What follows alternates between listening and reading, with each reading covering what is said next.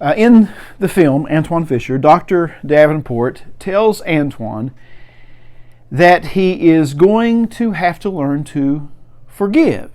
Forgive his foster family who abused him. Forgive his mother for not returning to reclaim him. He's going to have to forgive in order to diffuse the anger that keeps erupting in volcanic-like explosions that could cost him his career in the Navy. Well, Antwone objects and brings up the unfairness of forgiveness. And make no mistake, forgiveness is not fair. And when Antwone brings up the unfairness of forgiveness, Dr. Davenport tells him that it is not for their good, it is not for their healing and benefit, it is for his own good, his own healing, that he must learn to forgive.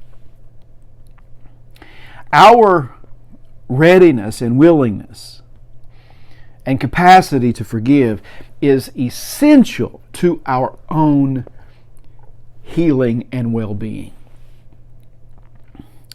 Jeremiah says in that passage in Jeremiah 31, in the Book of Consolations, that the homecoming of God's people, the regathering and renewal and restoration of God's people from exile, involved redemption, and here's the expression that Jeremiah uses, from hands too strong for them.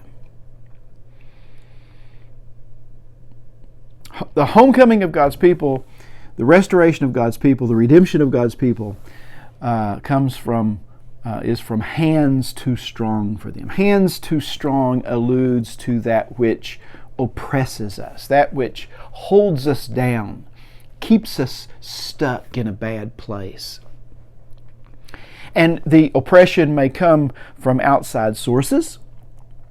For example, in our country, the institutions and structures where systematic racism against people of color is deeply entrenched becomes a source of real oppression to people of color.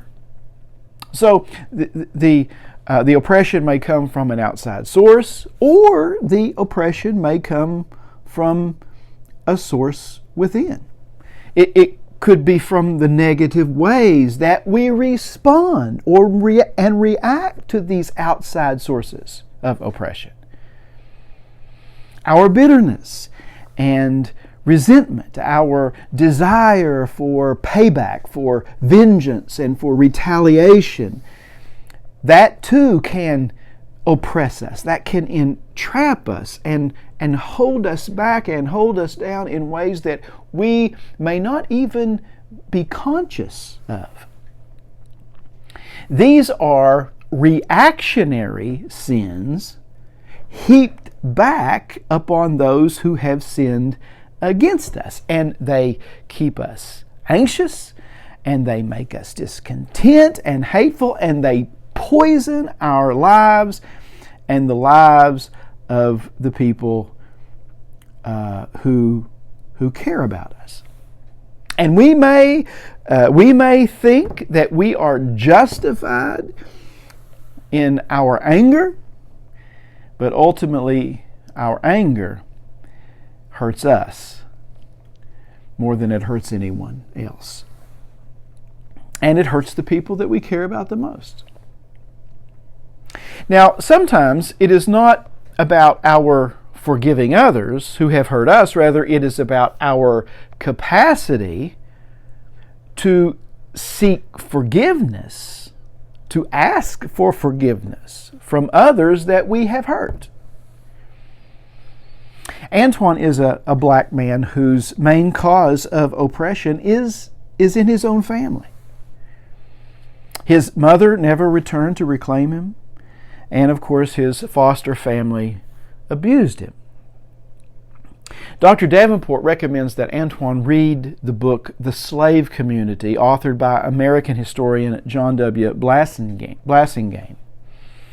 And the book argues that the physical beatings and the verbal abuse the slaves were subjected to by their white slave owners were sometimes, perhaps many times, passed on within their own families for generations.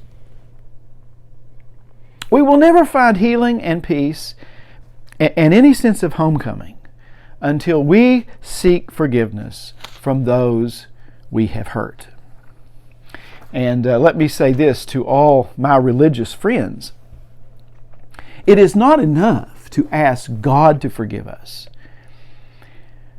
if we are not willing to ask forgiveness from those we have hurt. We must ask those we have hurt to forgive us, even as we forgive those who have hurt us, if we want to experience the forgiveness of God, because it's all intertwined. It is all interconnected.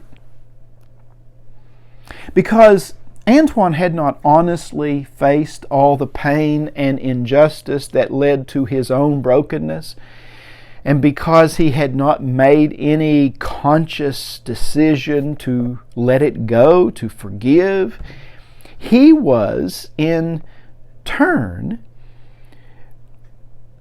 internalizing all the pain and thus hurting himself and hurting others through his anger. Hurting people will often hurt people. We are sinned against, and if we do not deal with these offenses against us in honest, constructive, and redemptive ways, we will tend to return these sins by hurting others and hurting ourselves.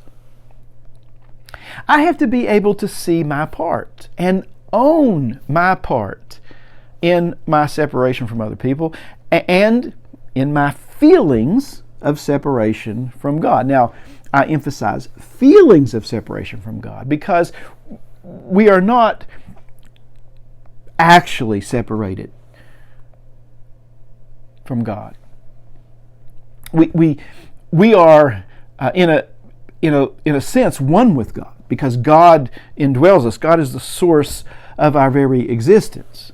But we may not be in conscious awareness of that oneness, and we may feel alienated and at enmity against God.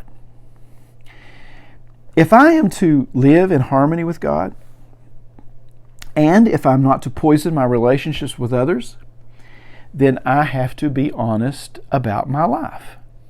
And I have to be able to see how my anger, my jealousies, my malice, my envy, my bitterness, my negative feelings and attitudes are hurting others and hurting myself.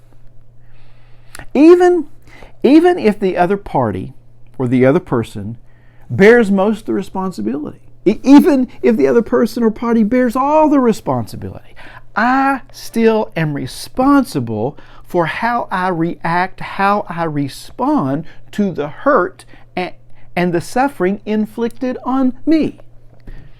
And if I do not deal with that constructively, I will internalize it, and it will come out in various ways that will hurt others and hurt myself.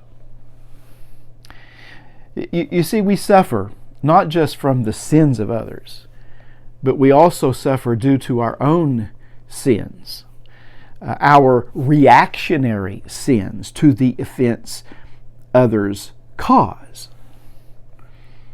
which we internalize and then we pass on to others.